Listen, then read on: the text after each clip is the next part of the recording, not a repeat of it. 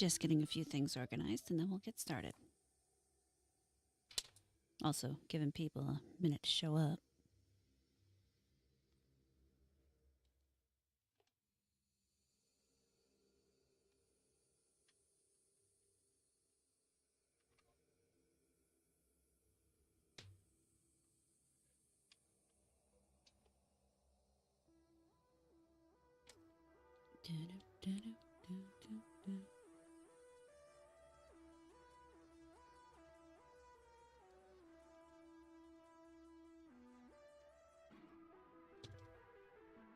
All right.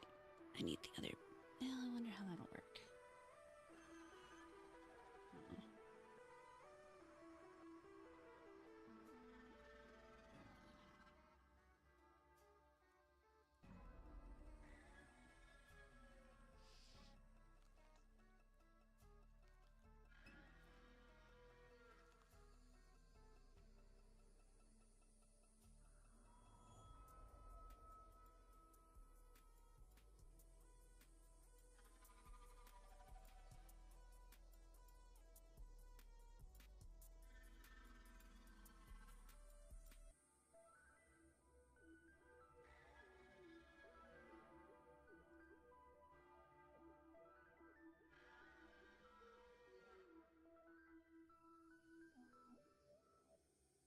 All right.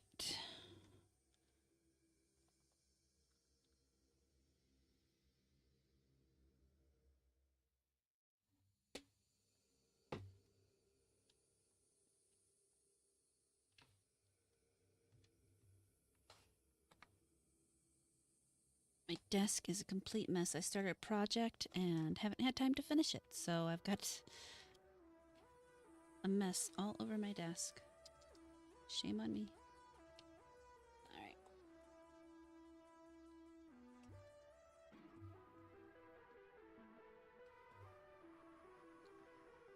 Let's get to the correct screen.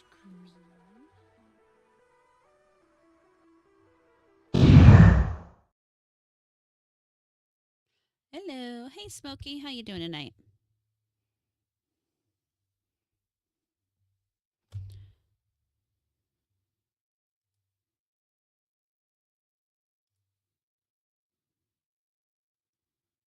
I actually wanted to see. There we go. All right.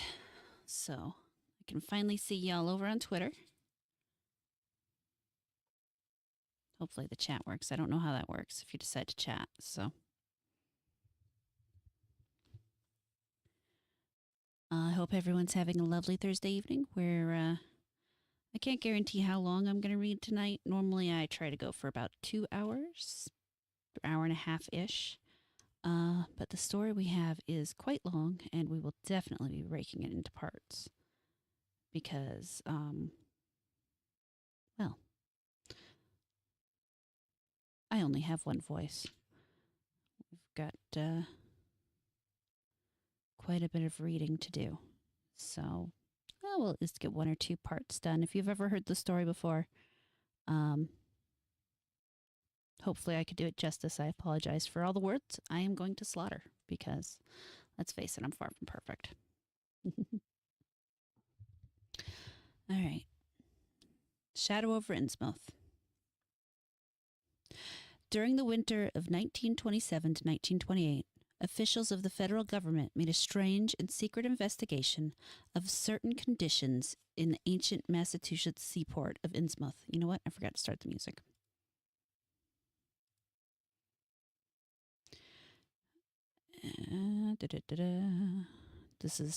This music, I forgot to put this in the bio, but this music that we're playing tonight was made for me by Brian from No Systems.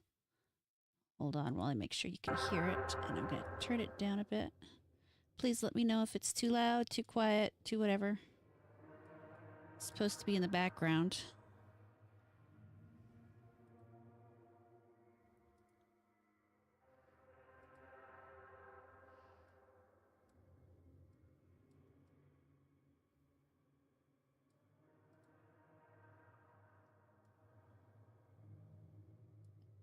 So, there we go.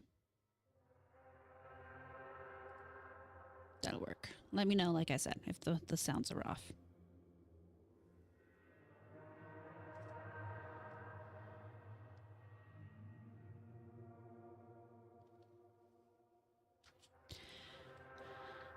The public first learned of it in February, when a vast series of raids and arrests occurred, followed by the deliberate burning and dynamiting, under suitable precautions, of an enormous number of crumbling, worm-eaten, and supposedly empty houses along the abandoned waterfront.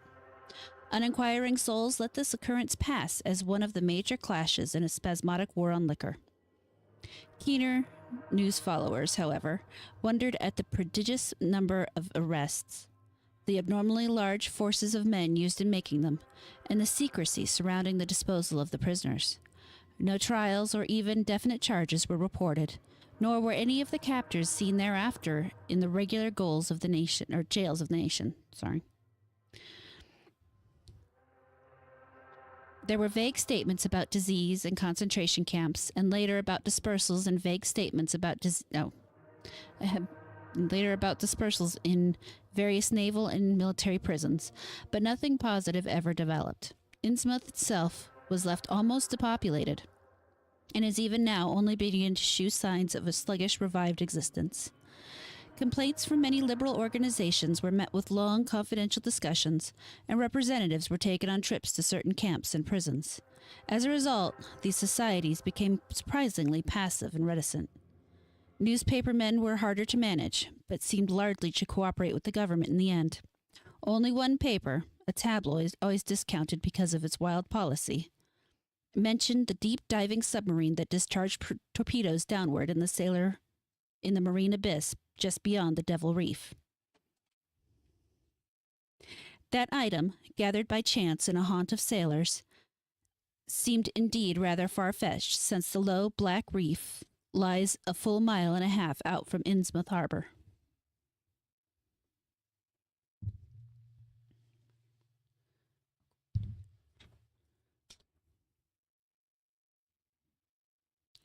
People around the country and in the nearby towns muttered a great deal among themselves, but said very little to the outer world. They had talked about dying in half-deserted Innsmouth for nearly a century, and nothing new could be wilder or more hideous than what they had whispered and hinted at years before. Many things had taught them secretiveness, and there was now no need to exert pressure on them. And the music stopped again. Besides, they knew very little, for wide salt marshes, desolate and unpeopled, kept neighbors off from Innsmouth on the landward side. Oh boy. No, it's still going. Let me make sure I turn repeat on. That will help.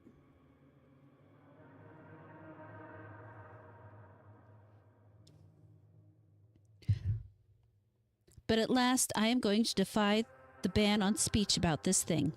Results, I am certain, are so thorough that no public harm, save a shock of repulsion, could ever accrue from a hinting of what was found by those horrified raiders at Innsmouth. Besides, what was found might possibly have more than one explanation. I do not know just how much of the whole tale has been told to even me, and I have many reasons for not wishing to probe deeper.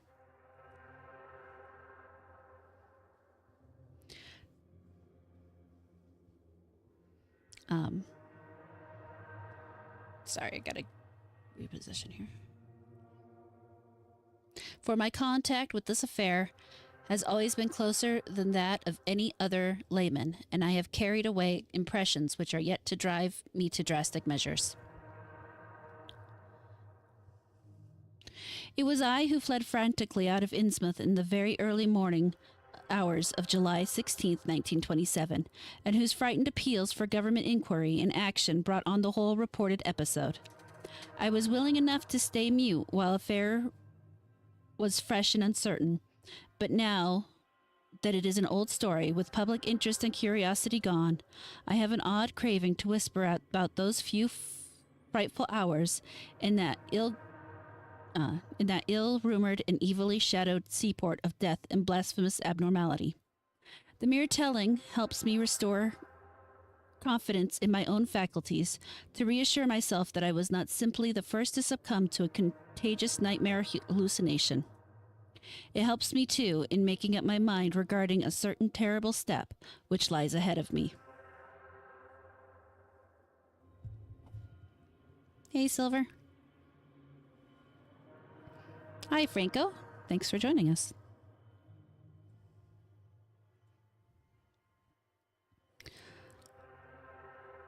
I never heard of Innsmouth till the day before I saw it for the first and, so far, last time. I was celebrating my coming of age by a tour of New England, sightseeing, antiquarian, and genealogical. Had planned to go from ancient Newburyport to Arkham, whence my mother's family was derived. I had no car, but was traveling by train, trolley, and motor coach, always seeking the cheapest possible route. In Newburyport, they told me that the steam train was the thing to take to Arkham, and it was only at the station ticket office when I demurred at the high fare that I learned about Innsmouth.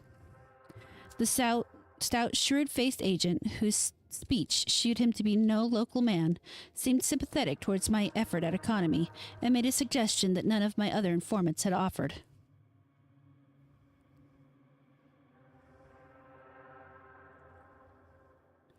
You could take that old bus, I suppose, he said with a certain hesitation.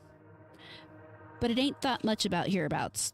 It goes through Innsmouth, and you may have heard about that.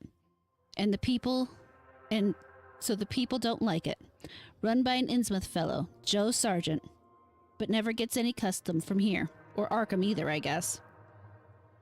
Wonder it keeps running at all. I suppose it's cheap enough, but I've never seen more than 2 or 3 people in it. Nobody but those Innsmouth folk. Leaves the square, front of Hammond's drugstore, at 10 a.m. and 7 p.m., unless they've changed lately. Looks like a terrible rattletrap. I've never been on it.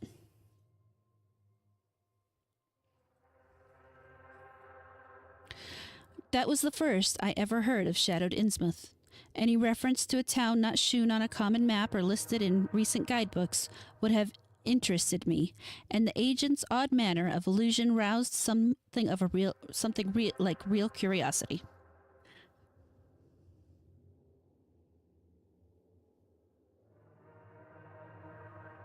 A town able to inspire such dislike in its neighbors, I thought, must at least be rather unusual, and worthy of a tourist's attention. If it came before Arkham, I would stop off there, and so I asked the agent to tell me something about it. He was very deliberate, and spoke with an air of feeling slightly superior to what he said. Innsmouth? Well, it's a queer kind of town down at the mouth of the Menuet. Used to be almost a city. Quite a port before the War of 1812, but all gone to pieces in the last 100 years or so. No railroad now. B&M never went through, and the branch line from Rowley was given up years ago. More empty houses than there are people, I guess, and no business, so to speak, of except fishing and lobstering. Everybody trades mostly either here or in Arkham or Ipswich. Once they had quite a few mills, but nothing left now except one gold refinery running on the leanest kind of part-time. That refinery, though, used to be a big thing. And old man Marsh, who owns it, must be richer than Croesus. Queer old duck, though, and sticks mighty close to his home. He's supposed to have developed some kind of skin disease or deformity later in life that makes him keep out of sight. Grandson of Captain Obed Marsh, who founded the business. His mother seems to have been some kind of foreigner. They say a South Sea Islander. So everyone raised Cain when he married an Ipswich girl 50 years ago. They always do that about Innsmouth people, and folks here and hereabouts always try to cover up any Innsmouth blood they have in them. But Marsh's children and grandchildren look just like anyone else so far as I can see. I've had 'em pointed out to me here. Though come to think of it, the elder children don't seem to be around lately. Never saw the old man. Hey, Sumo. Hey, Super.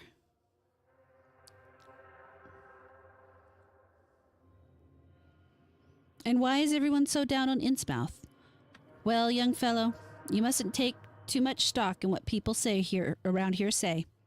They're hard to get started, but once they do get started, they never let up. They've been telling things about Innsmouth, whispering 'em mostly, for the last 100 years, I guess, and I gather they're more scared than anything else.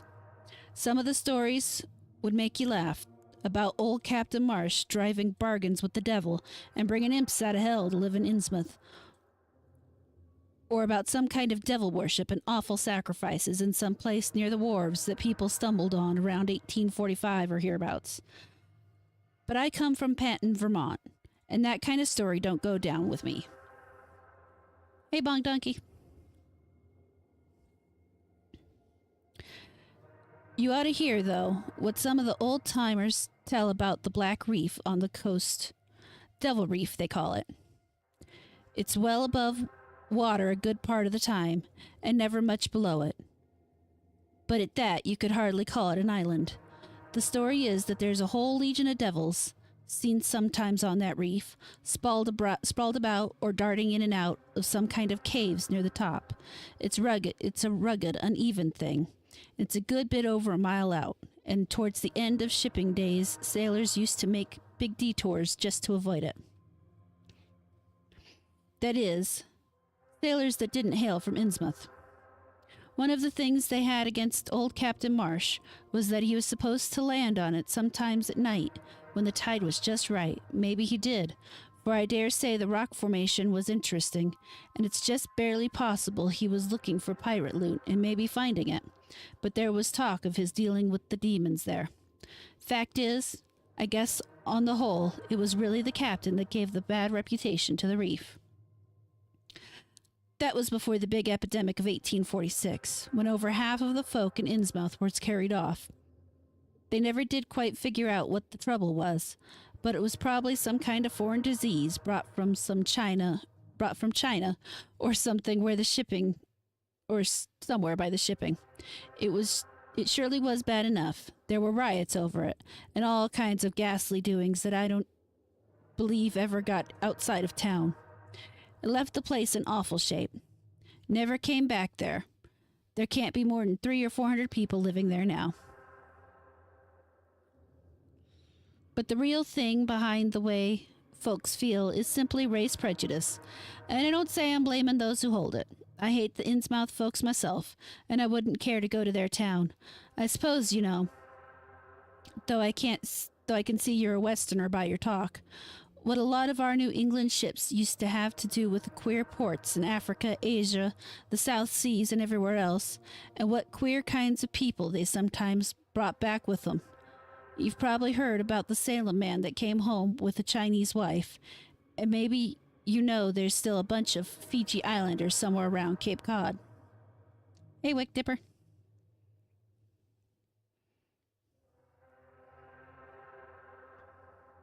Well, there must be something like that back of the Innsmouth people.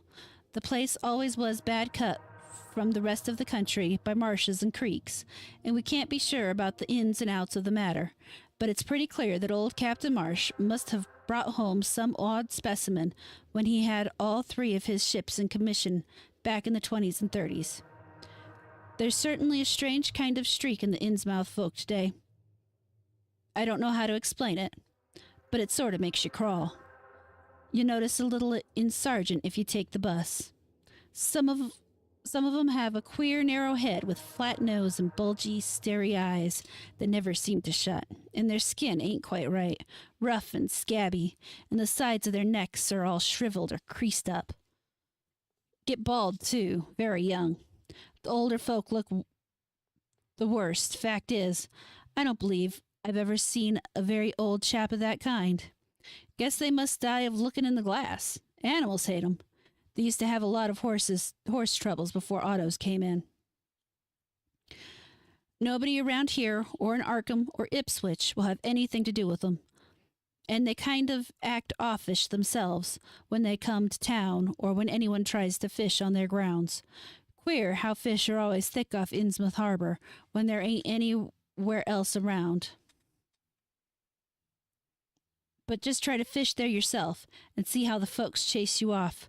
Those people used to come here on railroad, walking and talking the train at Rowley after the branch was dropped, but now they use that bus. Yes, you're late, Avery.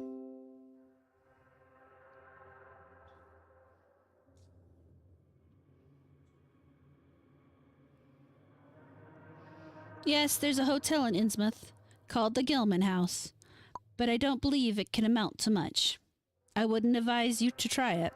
Better stay over here and take the 10 o'clock bus tomorrow morning.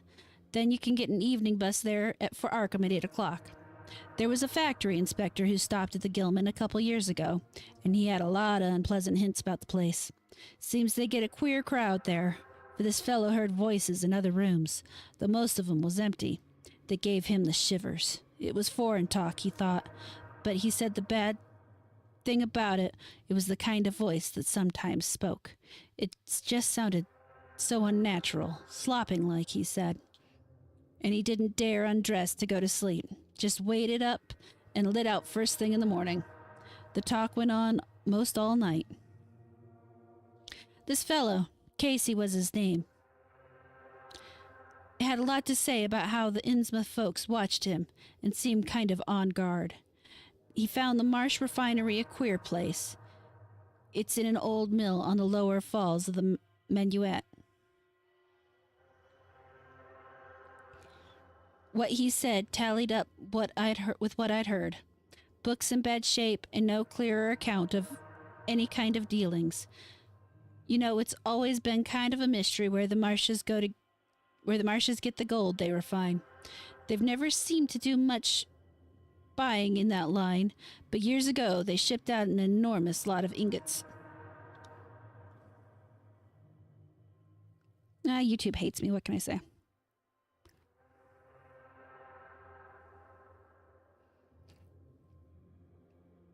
Used to be talk of a queer foreign kind of jewelry that the sailors and refinery men sometimes sold on the sly, or that was seen once or twice on some of the Marsh womenfolk. People allowed maybe old Captain Obed traded for it in some heathen port, especially since he was always ordering stacks of glass beads and trinkets, such as the seafaring men used to get for native trade. No, this story is not about you, Cat. Others thought and still think he'd found an old pirate cache out on Devil's Reef. But here's a funny thing. The old captain's been dead these 60 years, and there ain't been a good-sized ship out of the place since the Civil War.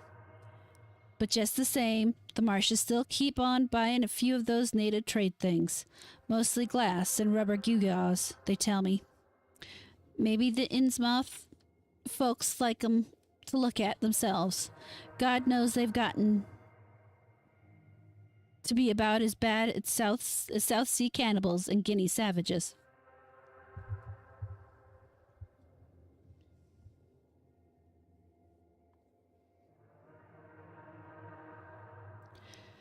That plague of 46 must have taken off the best blood in the place.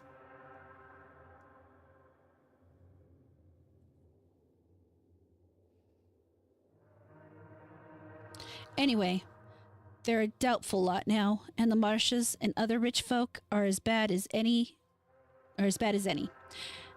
As I told you, there probably ain't more than 400 people in the whole town, spite of all the streets they say there are. I guess they're what they call white trash down south, lawless and sly, and full of secret doings. They get a lot of fish and lobsters and do exporting by truck. Queer how the fish swarm right there and nowhere else. Nobody can even keep track of these people, and state school officials and census men have a devil of a time. You can bet that prying strangers ain't welcome around Innsmouth. I've heard personally of more than one business or government man that's disappeared there, and there's loose talk of who went crazy and is out at Danvers now. They must have fixed up some awful scare for that fella. That's why I wouldn't go at night if I was you. I've never been and have no wish to go. but I guess a daytime trip couldn't hurt you, even though the people hereabouts will advise you not to make it. If you're just sightseeing and looking for old-time stuff, Innsmouth ought to be quite a place for you. And so I spent part of that evening at the Newbury Public Library, looking up data about Innsmouth. When I had tried to question the natives in the shop, the lunchroom, the garages, and the fire station, I found them even harder to get started than that ticket agent had predicted, and realized that I could not spare the time to overcome their first instinctive reticences. They had a kind of obscure suspiciousness, as if there was something amiss with anyone too interested in Innsmouth. At the YMCA where I was stopping, the clerk merely discouraged my going to such a dismal, decadent place, and the people at the library shewed much the same attitude. Clearly, in the eyes of the educated, Innsmouth was merely an exaggerated case of civic degeneration. Essex County histories on the library shelves had very little to say, except that the town was founded in 1643, noted for shipbuilding before the Revolution, a seat of great marine prosperity in the early 19th century, and later a minor factory and center using the minute as power. The epidemic and riots of 1846 were very sparsely treated, as if they formed a discredit to the county. References to decline were few, though the significance of the latter record was unmistakable. After the Civil War, all industrial life was confined to the Riche Refining Company, and the marketing of gold ingots formed the only remaining bit of major commerce aside from the eternal fishing. The fishing paid less and less as the price of the commodity fell and large-scale corporations offered competition, but there was never a dearth of fish around Innsmouth Harbor. Foreigners seldom settled there, and there was some discreetly veiled evidence that a number of Poles and Portuguese who had tried it had been scattered in a peculiarly drastic fashion. Most interesting of all was a glancing reference to the strange jewelry vaguely associated with Innsmouth. It had evidently impressed the whole countryside more than a little, for mention was made of specimen in the Museum of Miskatonic University at Arkham, and in the display room of the Newburyport Historical Society. The fragmentary descriptions of these were bald and prosaic, but they hinted to me an undercurrent of persistent strangeness. Something about them seemed so odd and provocative that I could not put them out of my mind, and despite the relative lateness of the hour, I resolved to see the local sample, said to be a large, queerly proportioned thing, evidently meant for a tiara, if it could possibly be arranged. The librarian gave me a note of introduction to the curator of the society, a Miss Anna Tilton, who lived nearby, and after a brief explanation, that ancient gentlewoman was kind enough to pilot me to the closed building, since the hour was not outrageously late. The collection was a notable one indeed, but in my present mood, I had eyes for nothing but the bizarre object which glistened in a cornered cupboard under the electric light.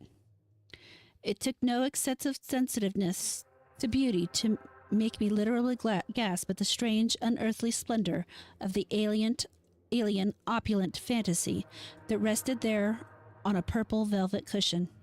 Even now I can hardly describe what I saw, though it was clearly enough a sort of tiara, as the description had said. It was tall in the front, and with a very large, curiously irregular periphery, as if designed for a head of almost freakishly elliptical outline. The material seemed to be predominantly gold, though a weird lighter lustrousness hinted at some strange alloy with an equally beautiful and scarcely identifiable metal. Its condition was almost perfect, and one could have spent hours in studying the striking and puzzlingly untraditional designs, some simply geometrical, and some plainly marine, chased or molded in high relief on its surface, with a craftsmanship of incredible skill and grace. The longer I looked, the more the thing fascinated me. And in this fascination there was a curiously disturbing element hardly to be classified or accounted for. At first, I decided that it was the queer, otherworldly quality of the art which made me uneasy. All other art objects I had ever seen either belonged to some known racial or national stream, or else were consciously modernistic defiances of every recognized stream. This tiara was neither. It clearly belonged to some settled technique of infinite maturity and perfection. Yet that technique was utterly remote from any, Eastern or Western, ancient or modern, which I had ever heard or seen exemplified. It was as if the workmanship were of that of another planet. However, I soon saw that my uneasiness had a second and perhaps equally potent source residing in the pictorial and mathematical suggestions of the strange designs. The patterns all hinted of remote secrets and unimaginable abysses in time and space, and the monotonously aquatic nature of the reliefs became almost sinister. Among these reliefs were fabulous monsters of abhorrent grotesqueness and malignity, half Ithacic and half Batrachian in suggestion, which one could not dissociate from a certain haunting and uncomfortable sense of pseudo-memory, as if they called up some image from deep cells and tissues whose retentive functions were wholly primal and awesomely ancestral. At the time, I fancied that every contour of those blasphemous fish frogs was overflowing with the ultimate quintessence of unknown and inhuman evil. In odd contrast to the tiara's aspect was its brief and prosy history, as related by Miss Tilton. It had been pawned for a ridiculous sum at the shop in State Street in 1873 by a drunken Innsmouth man shortly afterward killed in a brawl. The society had acquired it directly from the pawnbroker, at once giving it a display worthy of its quality. It was labeled as of probable East Indian or Indo-Chinese provenance, though the attribution was frankly tentative. Miss Tilton, comparing all possible hypotheses regarding its origin and its presence in New England, was inclined to believe that it formed part of some exotic pirate horde discovered by old Captain Obed Marsh. This view was surely not weakened by the insistent offers of purchase at a high price which the Marshes began to make as soon as they knew of its presence, and which they repeated to this day despite the Society's unvarying determination not to sell. As the good lady shooed me out of the building, she made it clear that the pirate theory of the Marsh fortune was a popular one among the intelligent people of the region. Her own attitude towards shadowed Innsmouth, which she had never seen, was one of disgust at a community slipping far down the cultural scale, and she assured me that the rumors of devil worship were partly justified by a peculiar secret cult which had gained force there and engulfed all the Orthodox churches.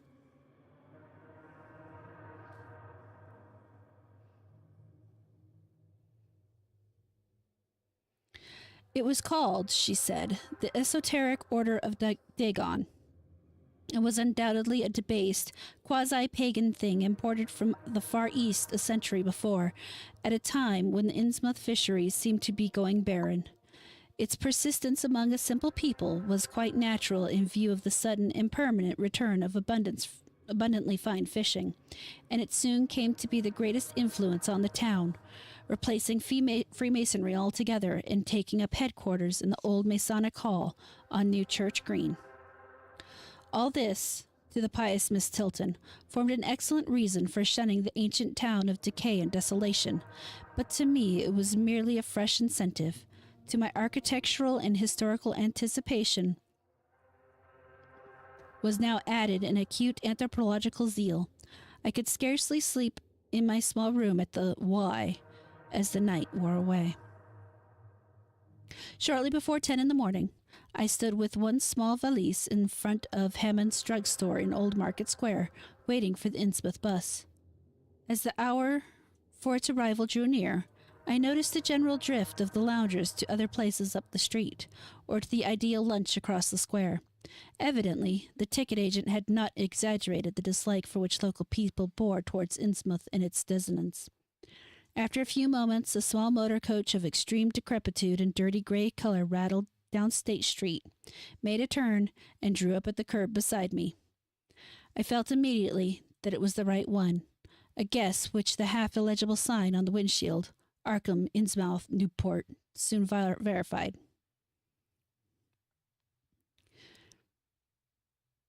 There were only 3 passengers, dark and unkempt men of sullen visage and somewhat youthful cast, and when the vehicle stopped, they clumsily shambled out and began walking up State Street in a silent, almost furtive fashion.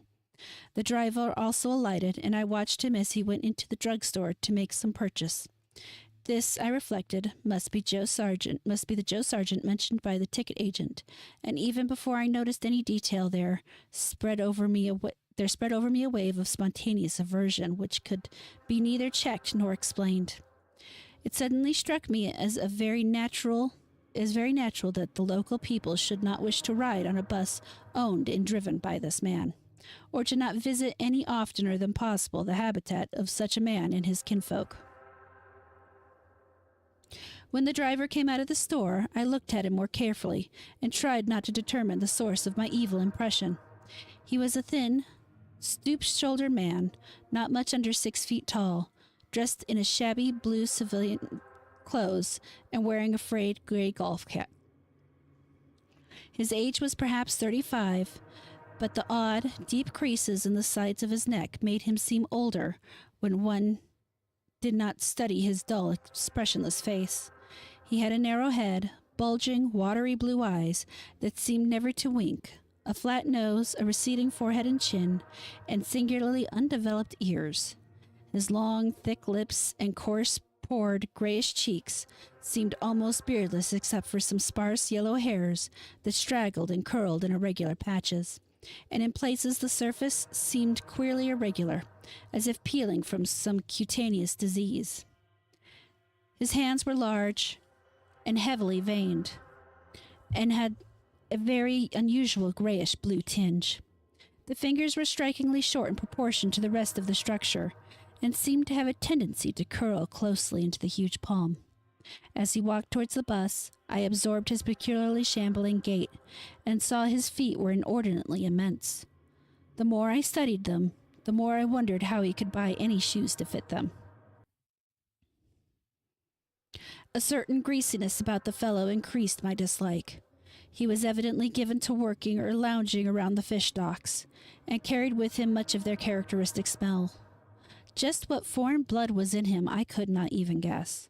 His oddities certainly did not look Asiatic, Polynesian, Levantine, or Negroid, yet I could see why the people found him alien. I myself would have thought of biological degeneration rather than alienage. I was sorry when I saw that there would be no other passengers on the bus. Somehow, I did not like the idea of riding alone with this driver. But as leaving time obviously approached, I conquered my qualms and followed the man abroad, extending him $1 bill and murmuring the single word, Innsmouth. He looked curiously at me for a second as he returned 40 cents change without speaking. I took a seat far behind him, but on the same side of the bus, since I wished to watch the shore during the journey. At length, the decrepit vehicle started with a jerk and rattled noisily past the old brick building of State Street amidst a cloud of vapor from the exhaust. Glancing at the people on the sidewalks, I thought I detected in them a curious wish to avoid looking at the bus, or at least a wish to avoid seeming to look at it. Then we turned to the left into High Street, where the going was smoother, flying by stately old mansions of the early Republic and still older colonial farmhouses, passing the Lower Green and the Parker River, and finally emerging into a long, monotonous stretch of open shore country. The day was warm and sunny, but the landscape of sand, sedge-grass, and stunted shrubbery became more and more desolate as we proceeded. Out the window I could see the blue water and the sandy lines of Plum Island, and we presently drew very near the beach as our narrow road veered off from the main highway to Rowley in Ipswich. There were no visible houses, and I could tell by the state of the road the traffic was very light hereabouts. The small, worn Whether... Oh, shit. Sorry, guys.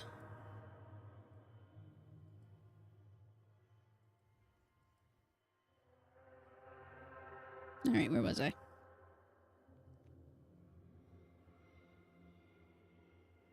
The small weather-worn telephone poles carried only 2 wires. Now and then we crossed crude wooden bridges over tidal creeks that wound far inland and promoted the general isolation of the region. Once in a while, I noticed dead stumps and crumbling foundation walls above the drifting sand, and recalled the old tradition quoted in one of the histories I had read, that this was once a fertile and thickly settled countryside. The change, it was said, came simultaneously with the Innsmouth epidemic of 1846, and was thought by simple folk to have a dark connection with hidden forces of evil.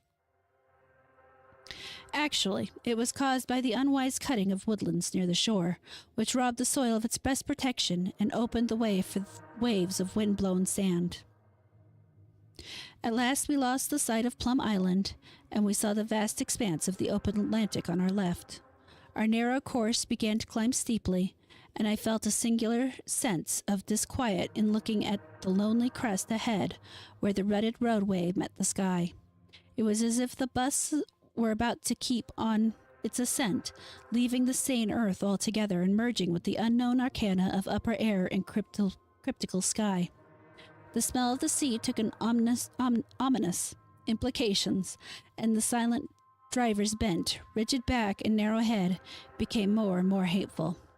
As I looked at him, I saw the back of his head was almost as hairless as his face, having only a few straggling yellow strands upon its gray, scabrous surface.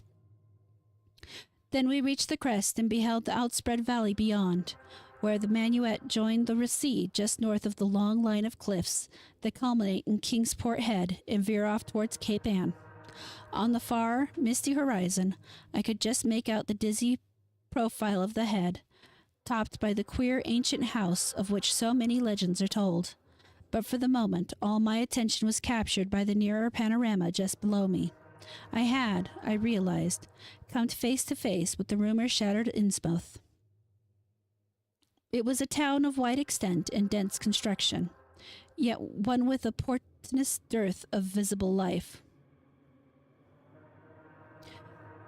From the tangle of chimney pots, scarcely a wisp of smoke came, and 3 tall steeples loomed in stark, unpainted against the seaward horizon.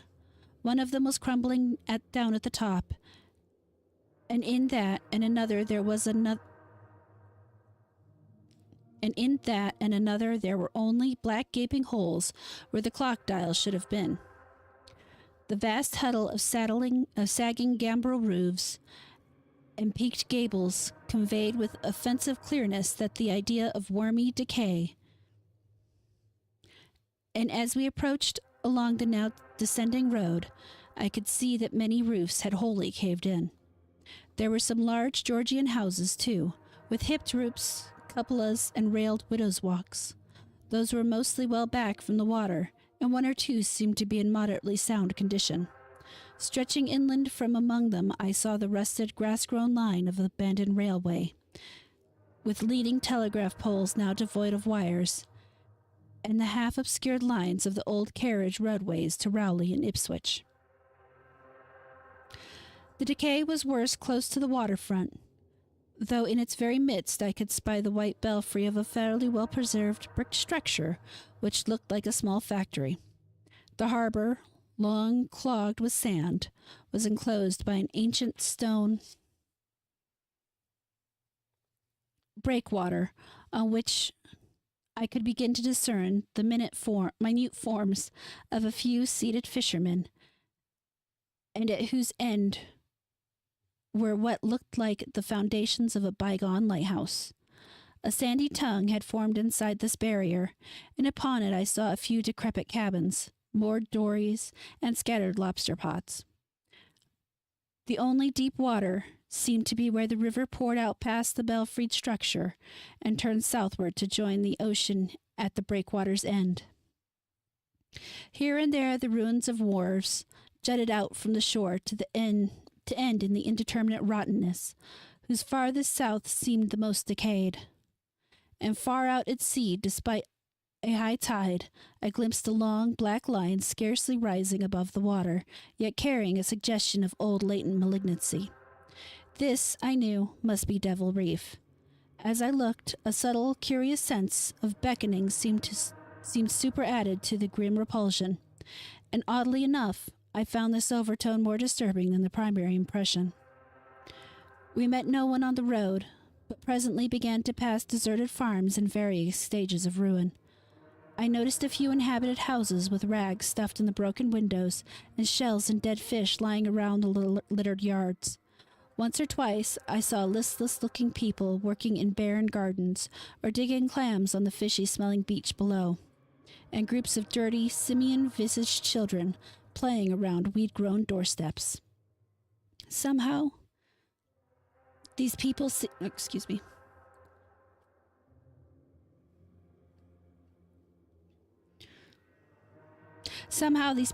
more disquieting than the dismal buildings, for almost everyone had certain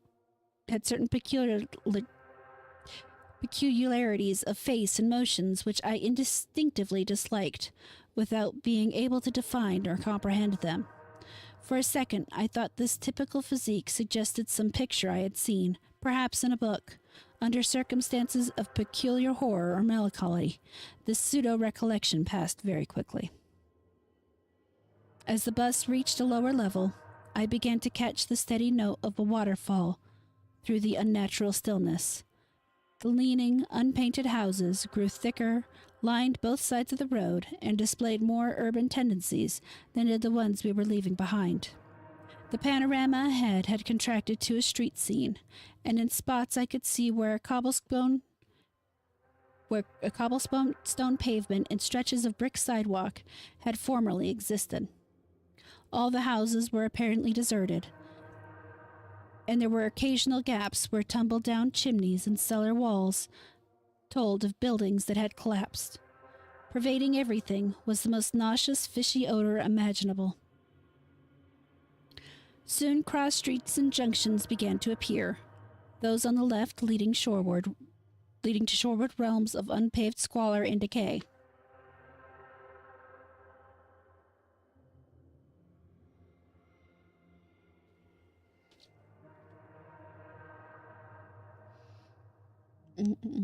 Sorry.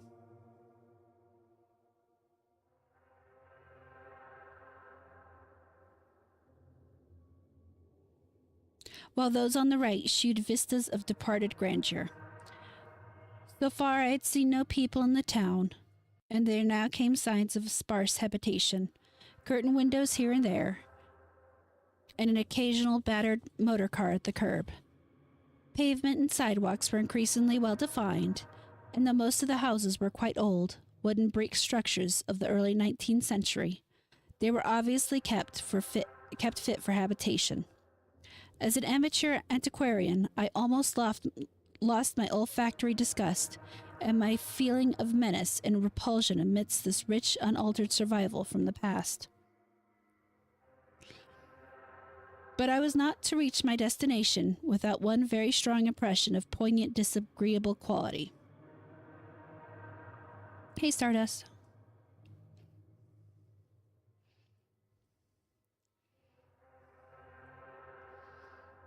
The bus had come to a sort of open concourse or radical point, with churches on two sides and the bedraggled remains of a circular green in the center, and I was looking at a large pillared hall on the right-hand junction ahead. The structure's once white paint was now gray and peeling, and the black and gold sign on the pediment was so faded that I could only with difficulty make out the words Esoteric Order of Dagon. This, then, was the former Masonic Hall, now given over to a degraded cult. As I strained to decipher this inscription, my notice was distracted by the rancorous tones of the cracked bell across the street, and I quickly turned to look out the window on my side of the coach. The sound came from a squat towered stone church of manifestly later date than most of the houses, built in a clumsy Gothic fashion and having a disproportionately high basement with shuttered windows. Though the hands of its clock were missing on the side I glimpsed, I knew those hoarse strokes were telling the hour of 11. Then suddenly, all thoughts of time were blotted out by an onrushing image of sharp intensity and unaccountable horror which had seized me before I knew what it really was. The door of the church basement was open, revealing a rectangle of blackness inside. And as I looked, a certain object crossed, or seemed to cross, that dark rectangle, burning into my brain a momentary conception of nightmare, which was all the more maddening because analysis could not shew a single nightmarish quality in it. It was a living object, the first except the driver that I had seen since entering the compact part of the town, and had I been in a steadier mood, I would have found nothing whatever of terror in it. Clearly, as I realized a moment later, it was the pastor, clad in some peculiar vestment, doubtless introduced since the Order of Dagon had modified the ritual of the local churches. The thing which had probably caught my first subconscious glance and supplied the touch of bizarre horror was the tall tiara he wore, an almost exact duplicate of the one Miss Tilton had shewn me the previous evening. This, acting on my imagination, had supplied nameless sinister qualities to the indeterminate face and robed, shambling form beneath it. There was not, I soon decided, any reason why I should have felt that shuddering touch of evil pseudo-memory. Was it not natural that a local mystery cult should adopt among its regimentals an unique type of headdress made familiar to the community in some strange way, perhaps as a treasure trove? A very thin sprinkling of repellent-looking youngish people now became visible on the sidewalks, lone individuals, silent knots of 2 or 3. The lower floors of the crumbling houses sometimes harbored small shops with dingy signs, and I noticed a parked truck or two as we rattled along. The sound of waterfalls became more and more distinct, and I presently saw a fairly deep river gorge ahead, spanned by a wide iron-railed highway bridge beyond which a large square opened out. As we clanked over the bridge, I looked out on both sides and observed some factory buildings on the edge of the grassy bluff or part way down. The water far below was very abundant, and I could see 2 vigorous sets of falls upstream on my right and at least one downstream on my left. Hi, Goopy. From this point, the noise was quite deafening. Then we rolled into the large semicircular square across the river and drew up on the right-hand side in front of a tall cupola-crowned building with remnants of yellow paint and with half-effaced sign proclaiming it to be the Gilman House. I was glad to get out of that bus, and at once proceeded to check my valise in the shabby hotel. There was only one person in sight, an elderly man without what I had come to call the Innsmouth look, and I decided not to ask him any of the questions which bothered me, remembering that odd things had been noticed in this hotel. Instead, I strolled out on the square, from which the bus had already gone, and studied the scene minutely and appraisingly. One side of the cobblestone opened a space was the straight line of the river. The other was a semicircle of slant-roofed buildings of about the 1800 period, from which several streets radiated away to the southeast, south, and southwest. Lamps were depressingly few and small, all low-powered incandescents, and I was glad that my plans called for departure before dark, even though I knew the moon would be bright. The buildings were all in fair condition, and included perhaps a dozen shops in current operation, of which one was a grocer of the First National chain. Others a dismal restaurant, a drugstore, a wholesale fish dealer's office, and still another at the eastern extremity of the square near the river, an office of the town's only industry, the Marsh Refining Company. There were perhaps 10 people visible, 4 or 5 automobiles, and motor trucks stood scattered about. I did not need to be told that the city was the civic center of Innsmouth.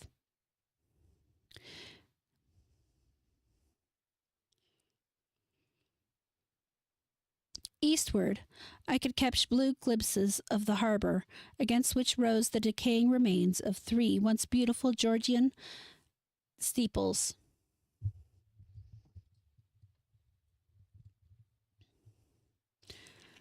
And toward the shore on the opposite bank of the river, I saw the white belfry surmounting what I took to be the Marsh refinery. For some reason or other, I chose to make my first inquiries at the chain grocery, whose personnel was not likely to be native to Innsmouth. I found a solitary boy of about 17 in charge, and he was pleased to note the brightness and affability, which promised cheerful information.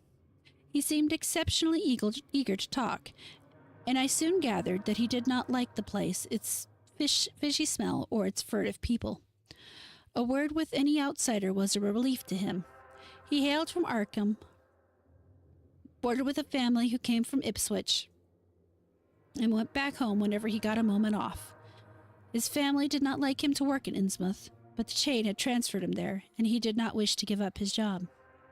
There was, he said, no public library or chamber of commerce in Innsmouth, but I could probably find my way about. The street I had come down was Federal. West of that were the fine old residence streets, Broad, Washington, Lafayette, and Adams. And east of it were the shoreward slums. It was in these slums, along Main Street, that I would find the old Georgian churches, but they were all long abandoned. It would be well not to make oneself too conspicuous in such neighborhoods, especially north of the river, since the people were sullen and hostile. Some strangers had even disappeared. Certain spots were almost forbidden territory, as he had learned at considerable cost. One must not, for example, linger much around Marsh Refinery, or around any of the still used churches, or around the pillared order of Dagon Hall at New Church Green. Those churches were very odd, all violently disavowed by their respective denominations elsewhere, and apparently using the queerest kind of ceremonials and clerical vestments. Their creeds were heterodox and mysterious, involving hints of certain marvelous transformations leading to bodily immortality of a sort. On this earth, the youth's own pastor, Dr. Wallace of Ansbury M.E. Church in Arkham, had gravely urged him not to join any church in Innsmouth.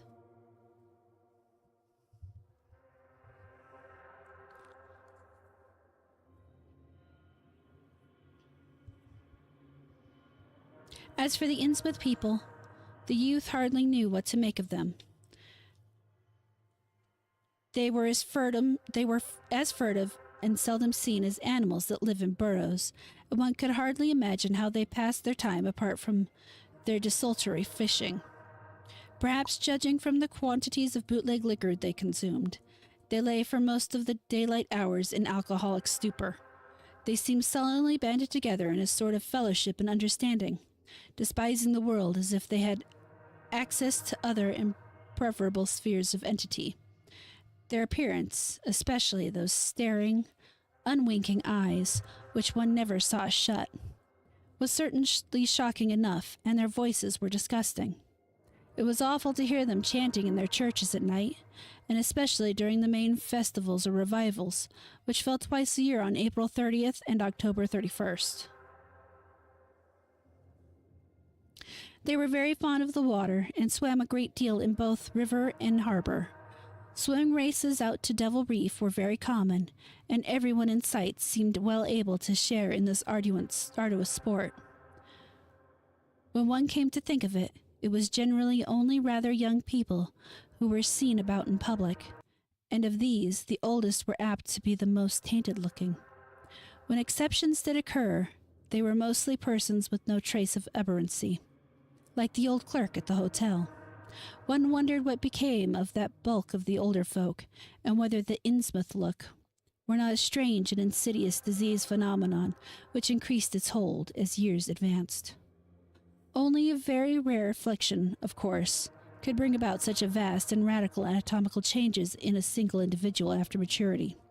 Changes involving osseous factors as basic as the shape of the skull, but then, even this aspect was no more baffling and unheard of than the visible features of the malady as a whole. It would be hard, the youth implied, to form any real conclusion regarding such a matter, since one never came to know the natives personally, no matter how long one might live in Innsmouth.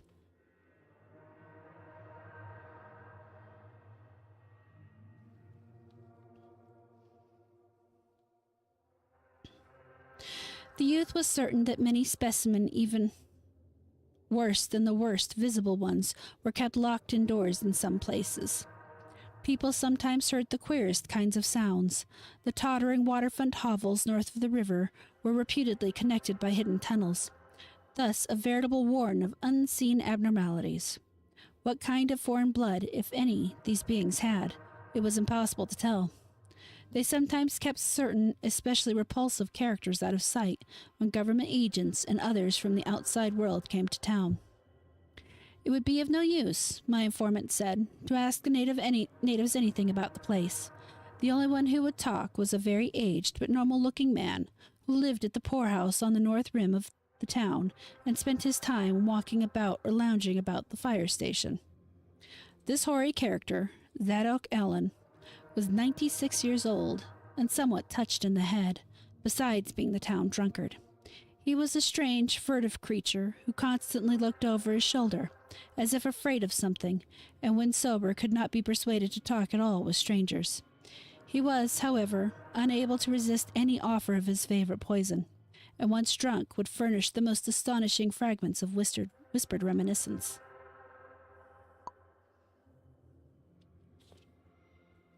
After all, though little useful data could be gained from him, since his stories were all insane, incomplete hints of impossible marvels and horrors, which could have no source save his own disordered fantasy. Nobody ever believed him, but the natives did not like him to drink and talk with strangers, and it was not always safe to be seen questioning him. It was probably from him that some of the wildest popular whispers and even delusions were derived. Several non-native residents had reported monstrous glimpses from time to time, but between old Zadok's tales and the malformed Desons, it was no wonder such illusions were current. None of the non-natives ever stayed out late at night, there being a widespread impression that it was not wise to do so, but the streets were loathsomely dark. As for business, the abundance of fish was certainly almost uncanny, but the natives were taking less and less advantage of it. Moreover, prices were falling and competition was growing. Of course, the town's real business was the refinery, whose commercial office was on the square only a few doors east of where we stood. Old Man Marsh was never seen, but sometimes went to work in a closed, curtained car. There were all sorts of rumors about how Marsh had come to look. He had once been a great dandy, and people said he still wore the frock-coated finery of the Edwardian age, curiously adapted to certain deformities. His sons had formerly conducted the office in the square, but latterly had been keeping out of sight a good deal, and leaving the brunt of the affairs to the younger generation. The sons and their sisters had come to look very queer, especially the elder ones, and it was said that their health was failing. One of the Marsh daughters was a reptilian-looking woman who wore an excess of weird jewelry clearly of the same exotic tradition as to that which the strange tiara belonged. My informant had noticed it many times and had heard it spoken of as coming from some sort of secret horde, either of pirates or of demons. The clergymen, or priests, or whatever they were called nowadays, also wore this kind of ornament as a headdress, but one seldom caught glimpses of them. Other specimens the youth had not seen, though many were rumored to exist around Innsmouth. The Marshes, together with the other 3 gently bred families of the town, the Waits, the Gilmans, and the Elliots, were all very retiring. They lived in immense houses along Washington Street, and several were reputed to harbor in concealment certain living kinsfolk whose personal aspect forbade public view and whose deaths had been reported and recorded. Warning me that many of the street signs were down, the youth drew for my benefit a rough but ample and painstaking sketch map of the town's salient features. After a moment's study, I felt sure it would be of great help and pocketed it with profuse thanks. Disliking the dinginess of the single restaurant I had seen, I bought a fair supplies of cheese and crackers and ginger wafers to be served as lunch later on. My program, I decided, would be to thread the principal streets, talk with any non-natives I might encounter, and catch the 8 o'clock coach for Arkham.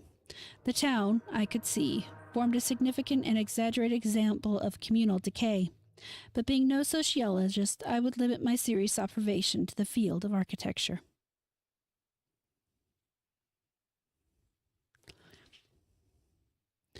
Thus I began my systemic, though half-bewildered tour of Innsmouth's narrow, shadowed, blighted ways. Crossing the bridge and turning towards the roar of the lower falls, I passed close to the Marsh refinery, which seemed oddly free from the noise of industry. This building stood on a steep cliff bluff near a bridge, and an open confluence of streets which I took to be the earliest civic center, displaced after the revolution by the present town square. Recrossing the gorge on the main street, I struck a region of utter desertion which somehow made me shudder. Collapsing huddles of gambrel roofs formed a jagged and fantastic skyline, above which rose the ghoulish, decapitated steeple of an ancient church. Some houses... Excuse me?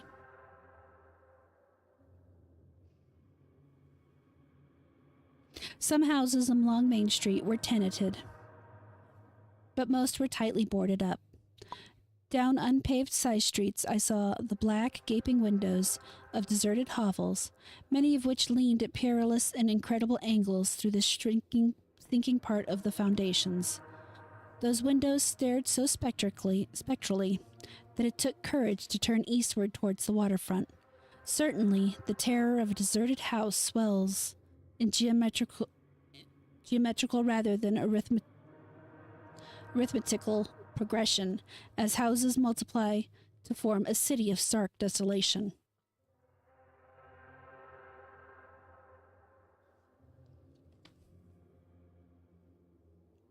The sight of such endless avenues of fishy-eyed vacancy and death, and the thought of such linked infinities of black, brooding compartments given over to cobwebs and memories, and the conquer worm, start up vestigial fears and aversions that not even the stoutest philosophy can disperse.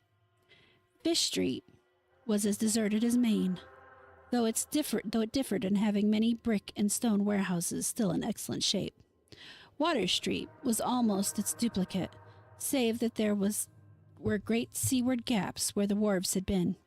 Not a living thing did I see, except for the scattered fishermen on the distant breakwater, and not a sound did I hear save the lapping of the harbor tides and the roar of the falls in the Minuet.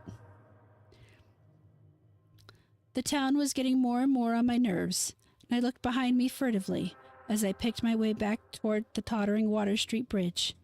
The Fish Street Bridge, according to the sketch, was in ruins. North of the river, there were traces of squalid life. Active fish-packing houses in Water Street, smoking chimneys and patched roofs here and there, occasional sounds from indeterminate sources, and infrequent shambling forms in the dismal streets and unpaved lanes. But I seemed to find this even more oppressive than the southerly desertion.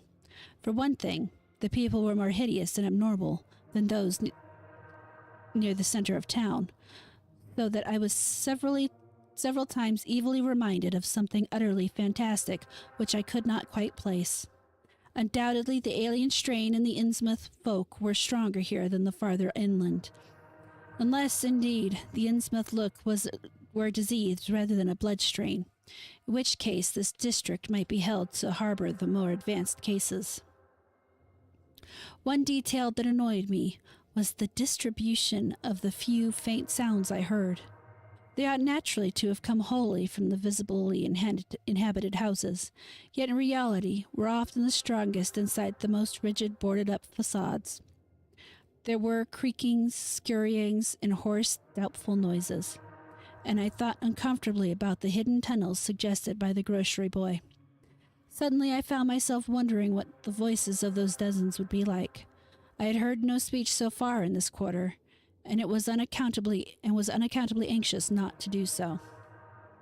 Pausing only long enough to look at two fine but ruinous old churches at Main and Church Streets, I hastened out of that vile waterfront slum.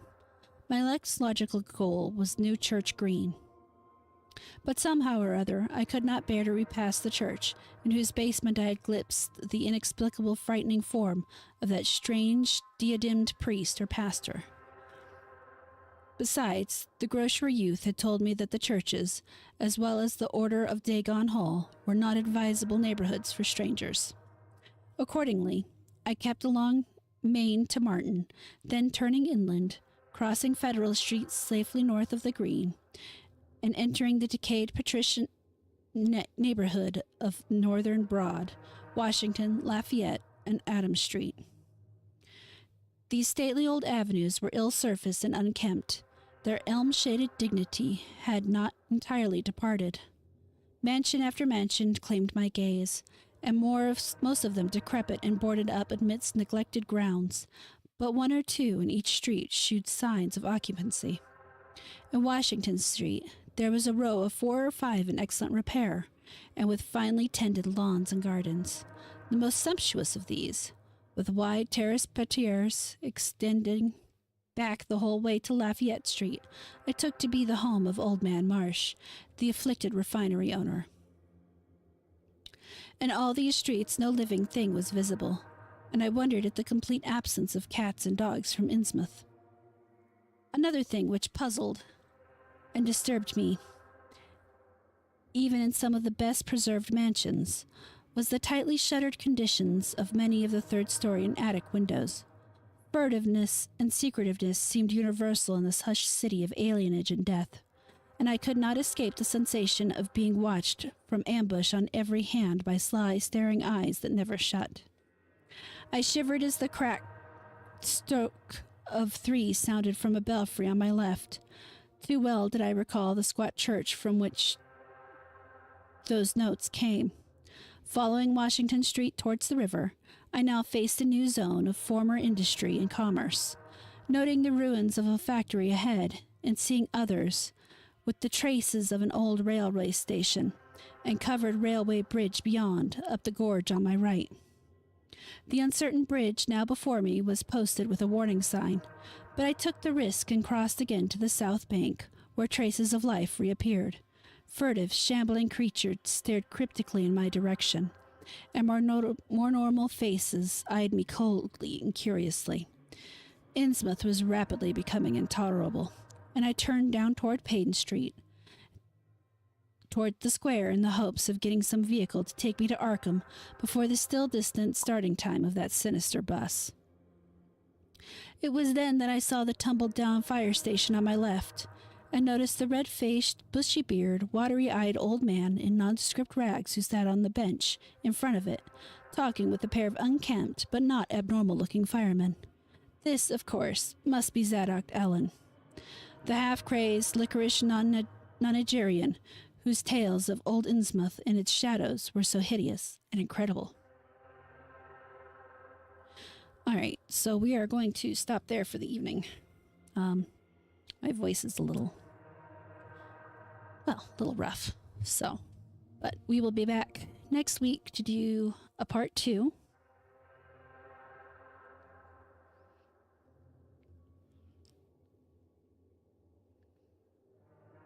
And, tomorrow night will be kind of weird. I'd normally do a Nightingale stream, but there will be instead I will be on a friend's podcast. Well, 2 friends' podcasts. It'll be an interesting night. So, Saturday will, of course, be Neverwinter Nights, and Sunday will be the first full session of our D&D group. That'll be at 2 p.m. Mountain Time for those who might be interested to watch that. Until then, Thank you guys so much for being here and listening. I really appreciate it. I hope you have a lovely evening, and I will catch you next time. Stick around for a minute. I have a nice little surprise for those of you who have supported me across my various locations. Thank you again, and have a good night, guys.